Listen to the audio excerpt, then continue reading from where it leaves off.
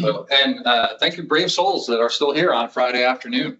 I appreciate that. And we are going to hopefully engage you both visually with some of the things that I saw and took videos down there, and then also with the topics themselves. As Zach mentioned, all the stuff in the background, yada, yada. The reason I was deployed with Haggerty Consulting down for a month when after Hurricane Milton came through Florida, which was the area I was Helene, and then I think it was less than 2 weeks later, Milton came through and gave him, kicked him in the other knee. And some phenomenal things that I saw there. It's really interesting. Thanks, Mike, for the presentation yesterday that the USAR team did on your response to Helene and going up through North Carolina. Very different style of devastation. Very different effect in the community. And there's some lessons learned, not only in how we command and control, but also in how, didn't want you to, but also how there's some things about this in particular that I'm going to offer mindset things when we talk about planning, when we talk about the EM world, the way we construct some things, because there's some things that you just kind of sit there and go, really? And it's worth talking about. So objectives, I'm going to talk about, spend a little bit of time talking about and showing some of the devastation from Helene, some key messages, and then also nothing in, by the way, hey, I'll disappoint you all already. Nothing in here is rocket science, but there are some basic principles that is helpful to keep in mind. And then they apply to blue skies as well as dark sky situations at times. So a little bit of background. This is September 26th. 24, this is Helene. She was a big storm category 4. Her landfall was near Big Bend, which is the technical landfall was up in this area. But you can see, and where I ended up was Tampa, which is kind of their ishness. $78 billion worth of damage from that one storm. That's not Florida alone. That's the storm total, but a massive storm. And October 10th, Milton follows up, like I said, kicks him in the other knee. This category 5 at landfall. When this was not a PDF but a PowerPoint, this was actually the scrolling radar graphic, and it did show the eye coming ashore. We're going to be talking about my experience in Hernando County, and that's where the photos are. But again, this these lessons apply right across the board. Milton brought over 5 inches of rain per hour at one point and $34 billion worth of damage. Half the damage dollar-wise, but in part because Milton went straight across and out to the Atlantic, whereas Helene went straight up the wazoo of America right there. So that comment will probably get me in trouble at some point. I apologize. That's not right. This one, we at least had notice that there was problems coming. I saw this literally, that this was posted right at the time, and I had to include it, right? We did have notice, and people got out. There was a lot of planning ahead on this. On October 16th, so 6 days later, this is Hernando County, the Withlacoochee River connects to the Green Swamp, except here's the problem, it doesn't, except when things are really, really bad. So the Withlacoochee River, there's a Trilby, which is a southern, this river runs north, which is near Ridge Manor. I'll show you that area. It crested at 67.95 feet. For reference, last week it was 49. So it's 18 feet over its normal. And it's like 10 feet over major flood stage. So there was just tons and tons of river water. What happened was the river connected with the Green Swamp. And so everything that was near the swamp got 10 extra feet worth of river water. Now, the interesting thing, if you think about river gauges, and when I was in Cambridge, the river gauge up, down, okay, I'm thinking about the river. Realize that the river is rising 18 feet above where it's supposed to be, miles wide because of the Green Swamp connected to. And so the amount of water here is just phenomenal, and that becomes part of the story.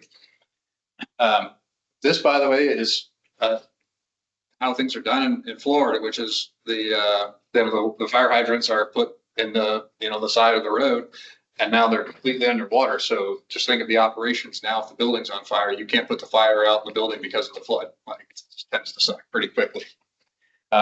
This is Ridge Manor. It's the entrance to Ridge Manor, and I'll show you some more photos of that right now, actually. So far away, this house, and by the way, these photos are about 10 days out, and some of them even longer than that, because I took them kind of over the course of time. And so, and I know the folks won't be able to see this on the screen, but this is water that's already going down. So the crest was October 16. This is right before I left. And think about how much water is in that house, and it's been there for weeks. And again, this is almost a month later, and it's only gone down 10 inches, 12 inches, maybe by the time some of these photos were taken. There's millions and millions of gallons of water still to go. I want you to kind of, for visual reference, think about this. This is a shed and outbuilding right here. All of this house, and I'm going to pull up the video that goes with this.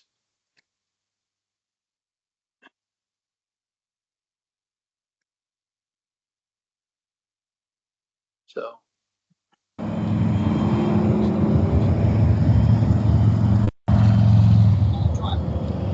Where the river's not all from. So that's the building I'm showing you.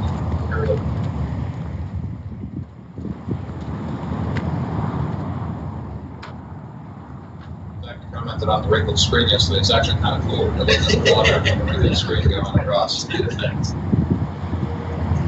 So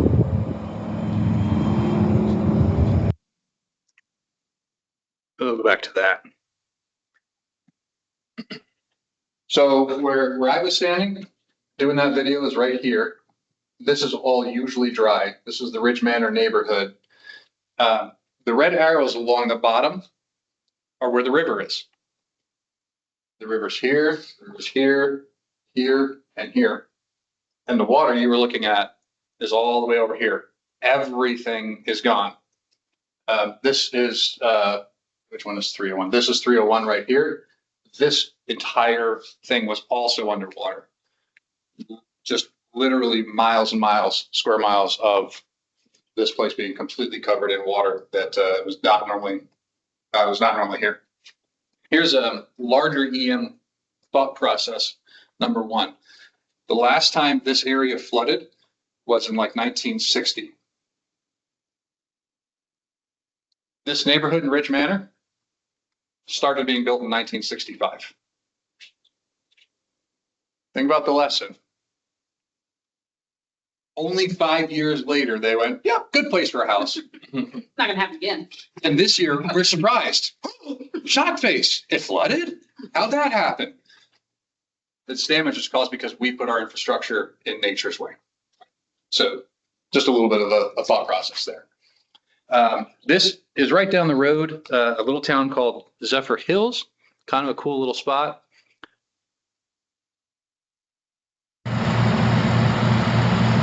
just looking at 1 billion gallons per day. They expected it would take more than 90 days. This one pumping system drained periods.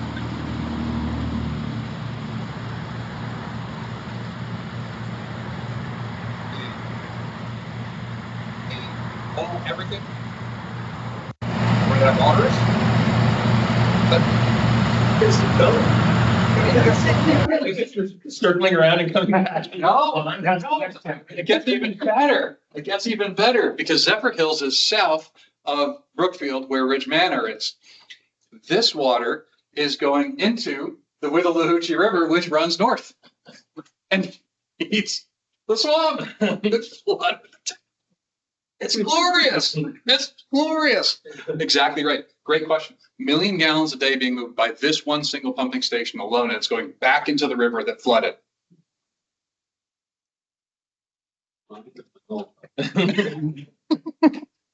Yeah. Job security, yes. Unfortunately, let's see. All right. So lesson number one, take from this. I know this sounds simple, but identifying the mission is actually the first thing there is to do. We know by definition, disasters overwhelm our resources, and we don't know. There is no way of knowing before the disaster happens what's going to be damaged, what we're going to need to do. So the first thing to do, once everything gets messed up, is figure out what we do first. Okay? The philosopher Nietzsche says, from chaos comes order. The only reason I know that is because I love the movie Blazing Saddles. Thank you for getting that reference. But that's the thing we have to do. We have to figure out what is the mission. And somewhere along the line, that's roads. Somewhere along the line, that's 911. That's get swift water. Somewhere along the line, the mission is going to be the second mission, the third mission, right? Is debris, is shelters, is whatever economic activity. We can't do anything without understanding what we need to do first and then what we need to do next. Those things are going to have dependencies. You can't get ambulances out the door if you don't have roads. So road clearing comes first, right? If you're not going to be able to clear the road because it's water, then identifying where you can't use a road and then identifying alternatives. Identifying alternatives for that entire Rich Manor neighborhood was literally boats. You want to talk about the Cajun Navy? I saw them. They were bringing airboats because this is a whole, by the way, it's literally alligator infested waters, Florida, so on, right? That people can't go in their houses because there are alligators and snakes swimming around in their houses. But that's where every belonging they have is. That's where everything else. So it was identify the mission. This next video is from Clearwater. I did get one single day to go gallivanting around, and I, of course, went to the beach. Talk about debris management. You're talking on a scale of everything less than 6 feet tall in the entire city. The entire city. So I just drove down the street. I mean, of course it was hands-free. I had both hands on the wheel at all times. But there's some natural debris, there's construction debris, there's housing debris, there's whole cars that are gone, all of these things. CVS had to do an entire gut job. A picture that I had up is actually a cigar bar. Their mission was, we can only survive this if we get back in business. So they took the parts from one humidor that was trashed and put them in to replace the parts from the other humidor. So they had one working humidor they could sell cigars. They threw out all the booze, that was a shame, and brought all new booze in. And then they had fresh sheetrock and went, we're open. Didn't worry about the paint, didn't bought furniture at Walmart, whatever, because their mission was get back in business. And so many other residents, businesses and things down in this area were. So I think it's, we'll have to go. Doug. Out of towners? How did he get that picture, do you think? I'm on vacation. Yeah. I don't know how many cigars they sold, but I'll bet I have an idea about how much alcohol people in that town needed in the downtime. Yeah. Yeah. So that's what it was. That was their mission. Okay. When I was there, I was actually assigned to shelters, and I'm going to dig into that. Because I was there when I got there, and they opened the shelter for Helene and were not able to close it before Milton hit.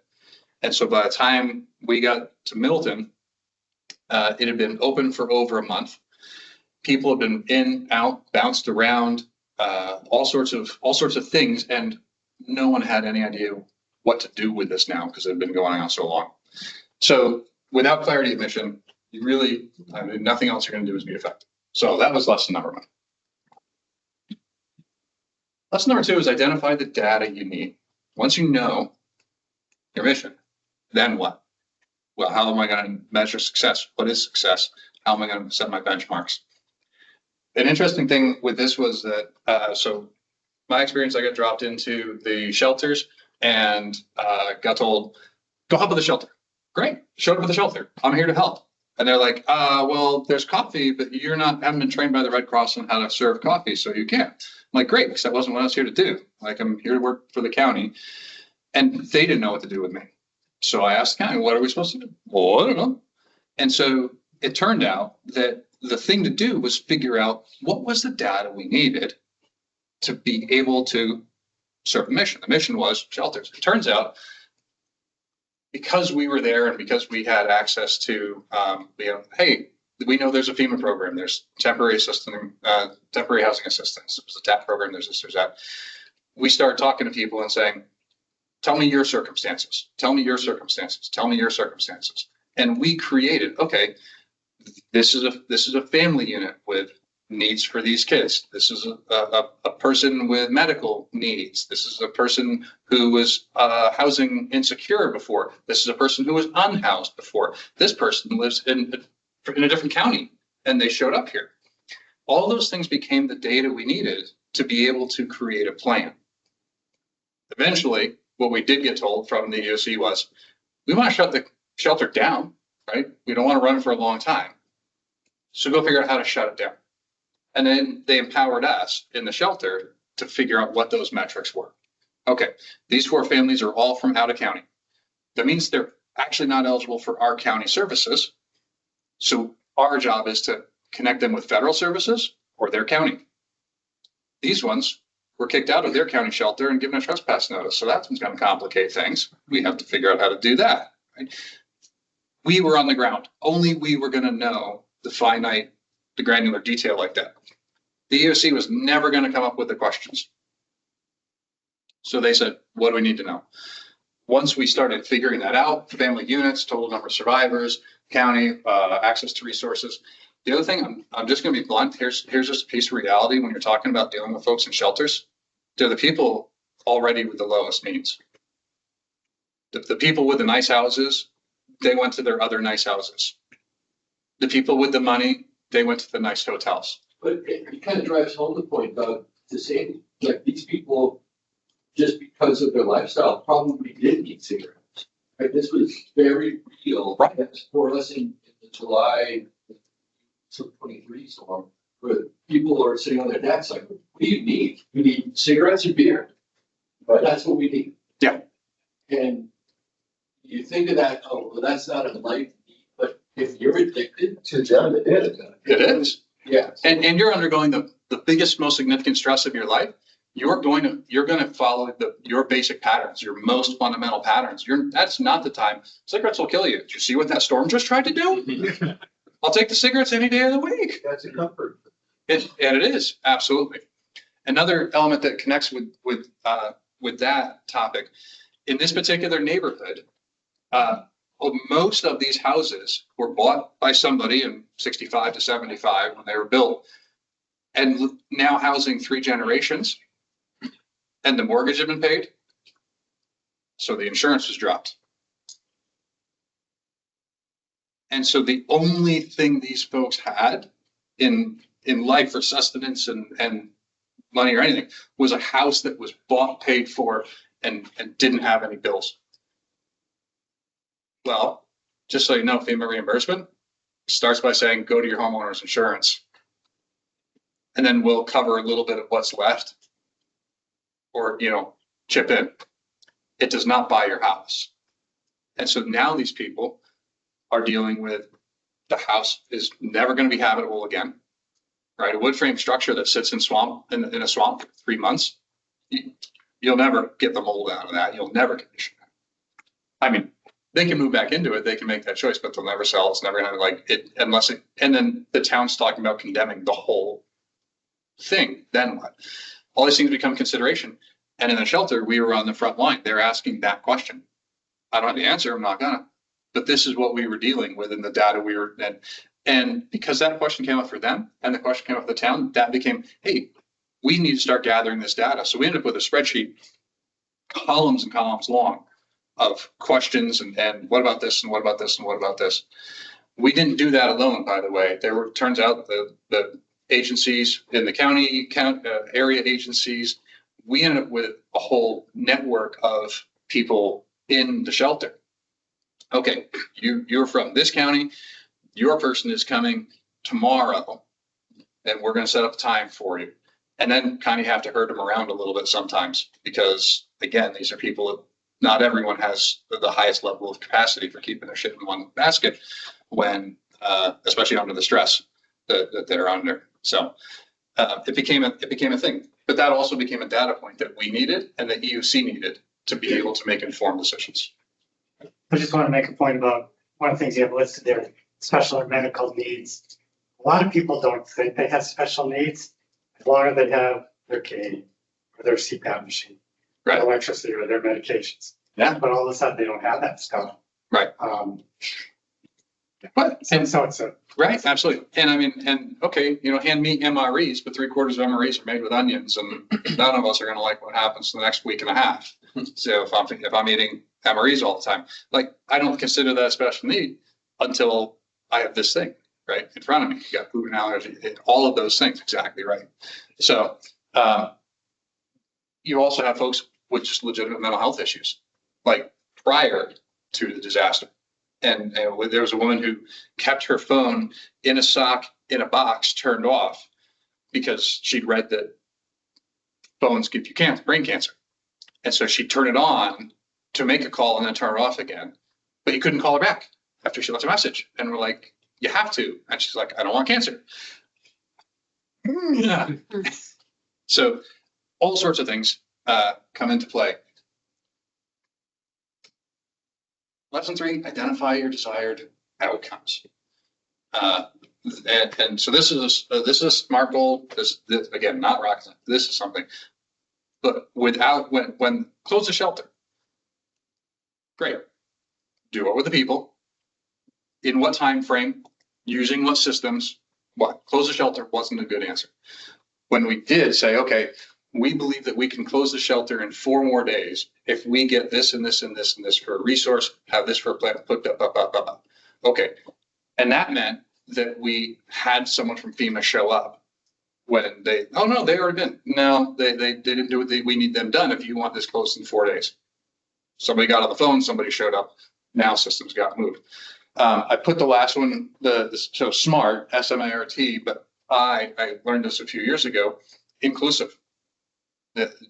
Again, whatever issues they have, we need to make sure that that goal includes being able to make sure that we serve everyone. This, by the way, was 103. I showed you that, and like all of that. So the flooding went even further to the right. Again, nowhere near the river. So just the scale, and this was just one neighborhood. There's a neighborhood on the northeast side of Cortez that's just as bad. So do we want to close the shelter? When? What roads will be open first? How are we handling debris? Here's a fun one. When you have a point of distribution, there's water, food, tarps, right? You can get a case of MREs, you can get a case of water, and you get a tarp. Some people figured out that you go through the line a couple of times, you get some tarps, and then you go sell them for $20 on Facebook Marketplace. And then we have to hide the tarps and figure out whether the person that asking for the tarp is legitimately asking for themselves, or are they just trying to get more cigarette money? Just a little bit of, fun side fact. But identify the desired outcome and make sure you have it measurable. Make sure you can actually say, this is what we do with the goal. This is the time. This is the achievable. It's realistic, and that we're making sure we account for everybody in that goal. Identify the resources you need. At James's Barbecue, you do not need teeth. You can't make this stuff up. But identify the resources you need so that you can meet your objective. Again, not rocket science, but what we ran into was, hey, so-and-so from this other county. Well, great. Let's get somebody from their county down here to go through what that county can do for them then. Like, that's a resource we need. When with too many people were having problems with getting signed up onto the FEMA website. Let's get somebody in here. They're going to start typing. Languages. You can kind of imagine, fair amount of Spanish spoken down there. No habla español.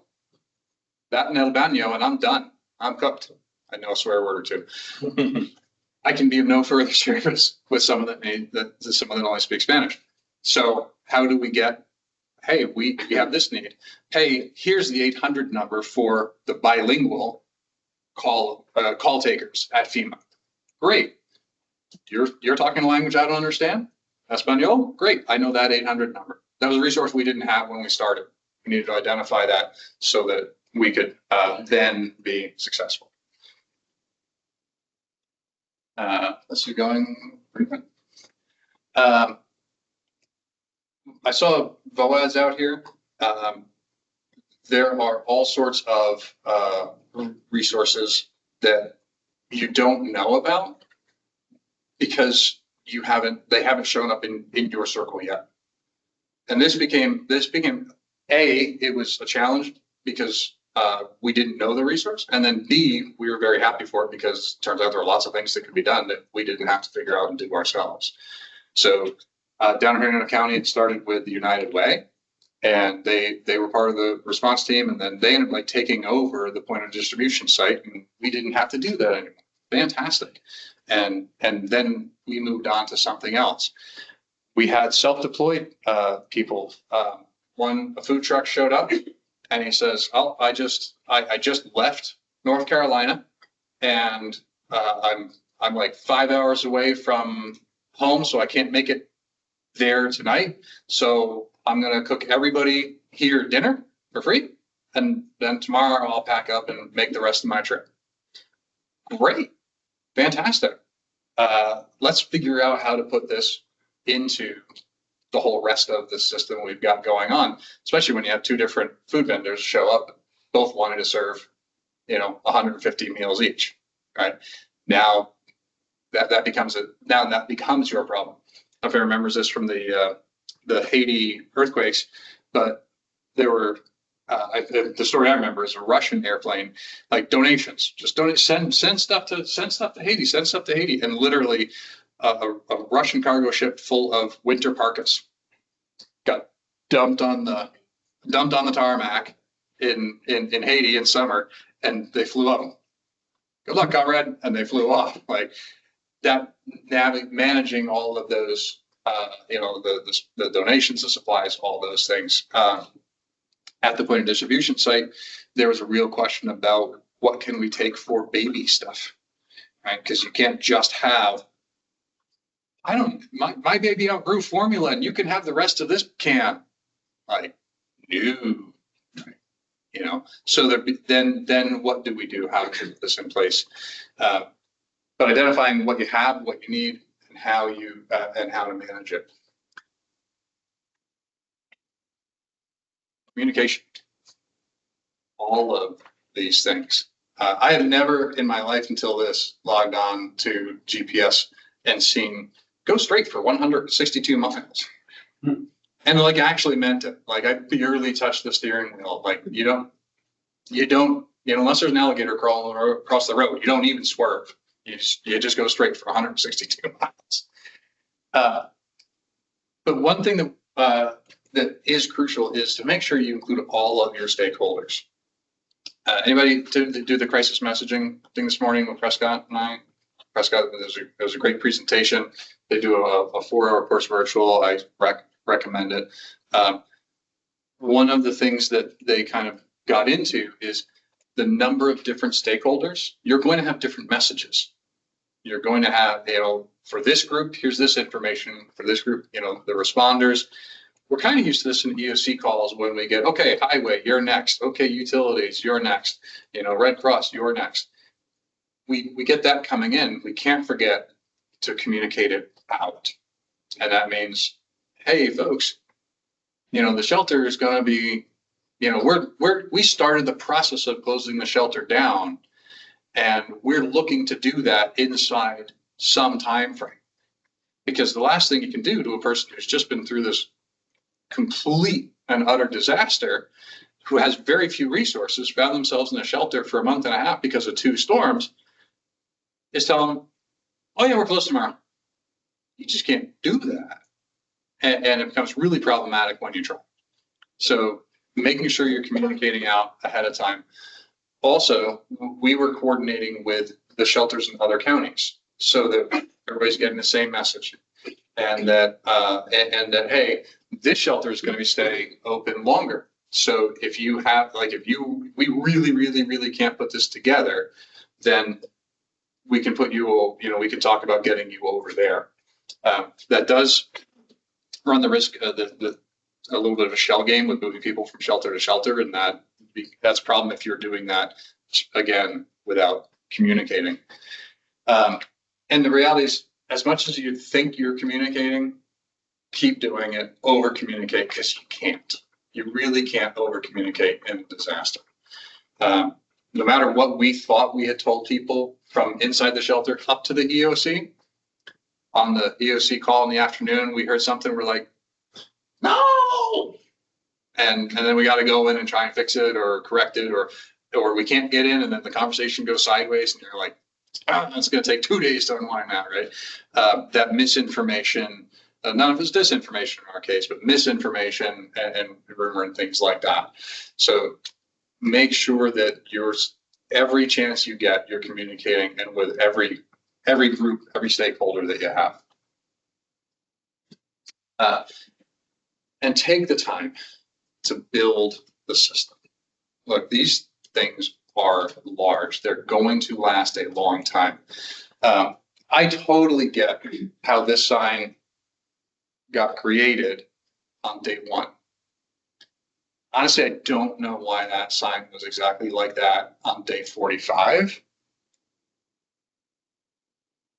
I'd rather see something like saying, hey, like, we have planted our flag. We are no longer in crisis mode because we built a system. We put an infrastructure in place. We know what we're doing.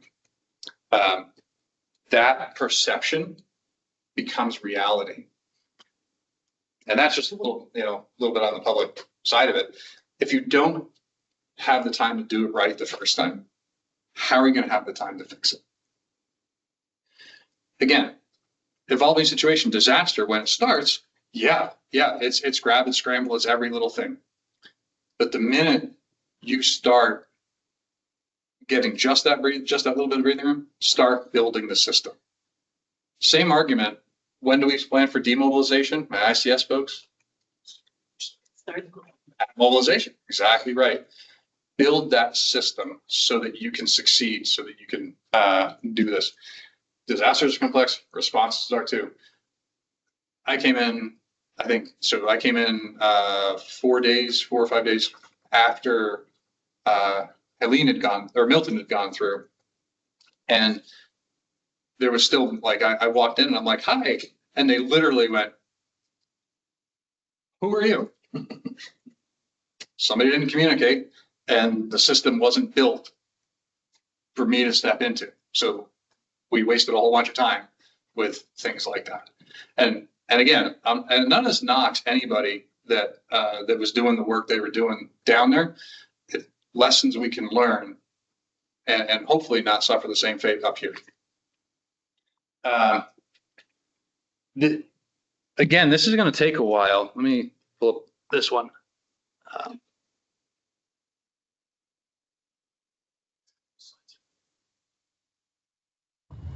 So the brown is the water line.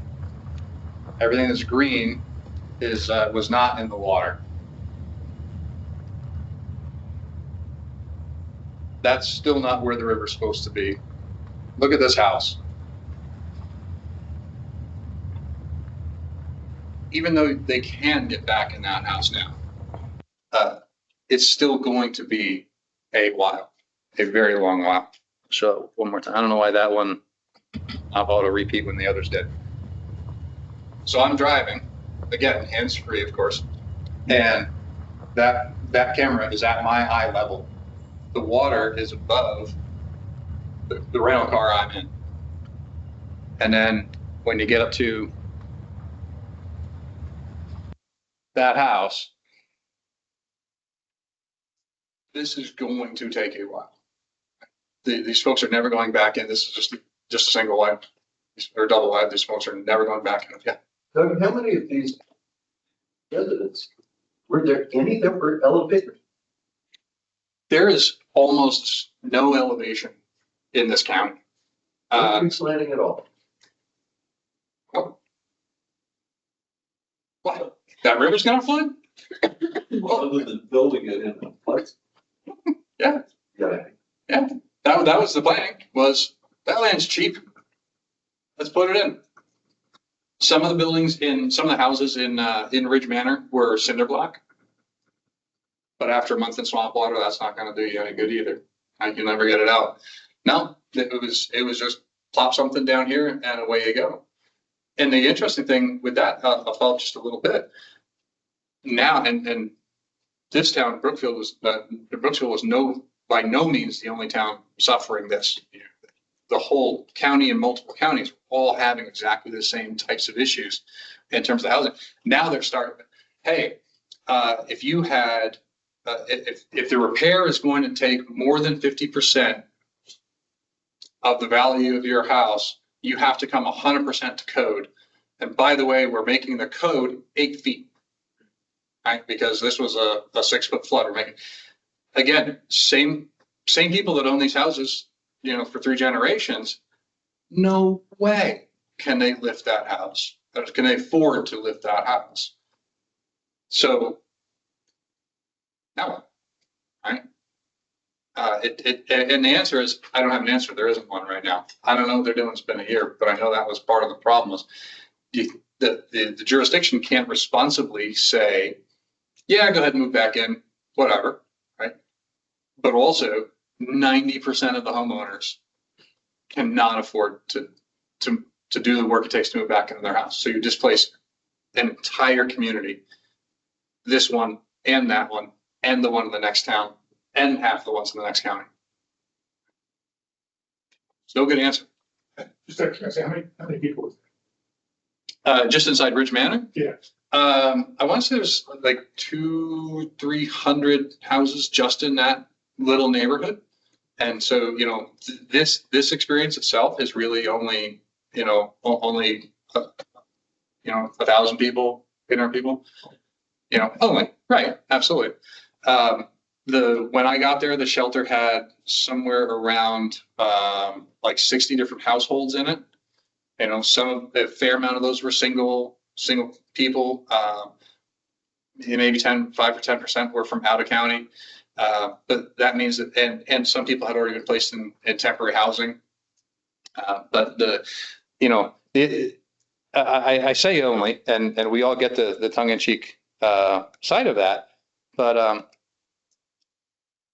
the reality is that it's a disaster to each and every individual one of them, and 5, and we overwhelm our day-to-day resources. Right? So then 60, then lose 500 housing units. It's all beyond our capacity, and we need to do all of this stuff. So I have one other bonus lesson, which is stay connected to the humans.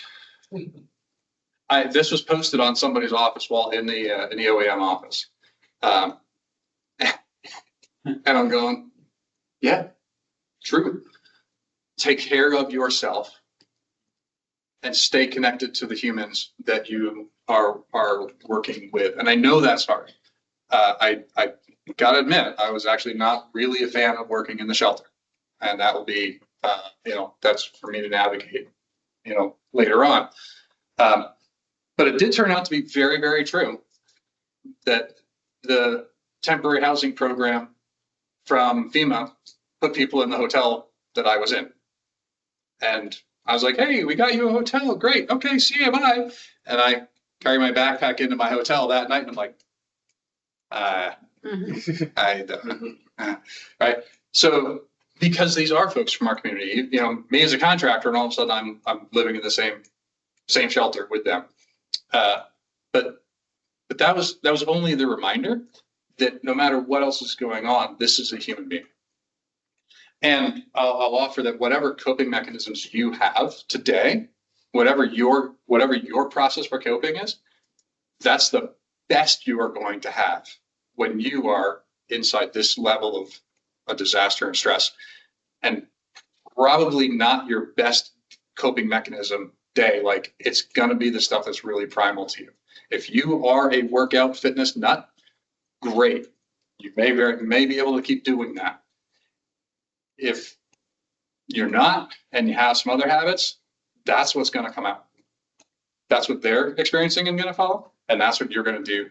So take care of yourself and stay connected to the human beings that you're there to serve. We don't rise to the occasion. We sink to the level of our training and mindset. I did tell you all these things apply to blue skies. It's kind of a gray sky picture, but that is Clearwater, Florida, where the water's not clear. But anyway, the point is, these are not rocket science. These are not wild and crazy. These are things that we do every day if we're going to be effective. And if we're good at them now on blue skies, then we're going to be able to use them in those dark sky scenarios too. So that, since Zach has already given me a couple little notes of time here, is what I got. Questions, thoughts? Folks online, you can post questions to the Q&A button. I like that picture better.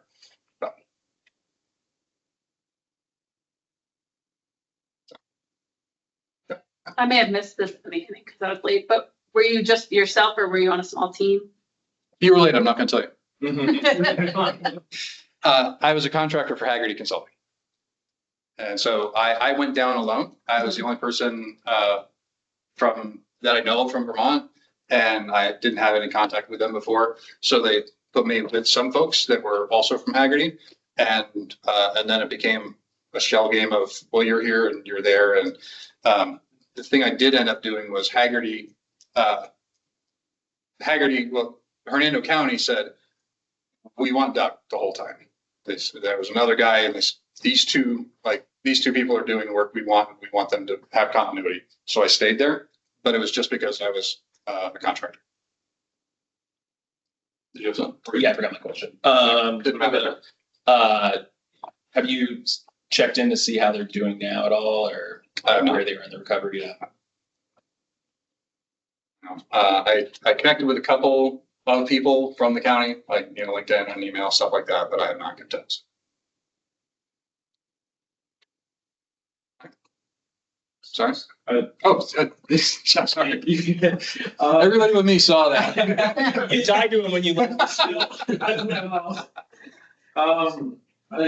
When you mentioned in one of your other lessons, identifying resource needs and haves, and how do you redirect like the enthusiasm of providing support? So when I was in a Red Cross shelter before moving up here, there were maybe 5 infants who needed formula, and then someone heard it, and then that afternoon we had a pallet with 5 babies. Yeah.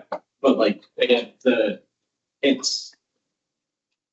so how do you kind of redirect the enthusiasm of a community member and neighbor wanting to give back and support the community in an effective way that doesn't turn them off in terms of saying like, hey, we got it, go. So communication is going to be key to reach people, especially when you have a need. Another thing is to tap into their values, like, because people that are going to show up are the people that have something they're looking to offer. So connecting with the offer. If you had said, we have 5 10-year-olds that desperately need school clothes, a pallet of stuff would have shown up from different people, not the people that provided anything for them, because that would have been their thing. CJ Huff, right? Is it CJ Huff, the school district superintendent from Joplin, Missouri, call it time, talent, and treasure.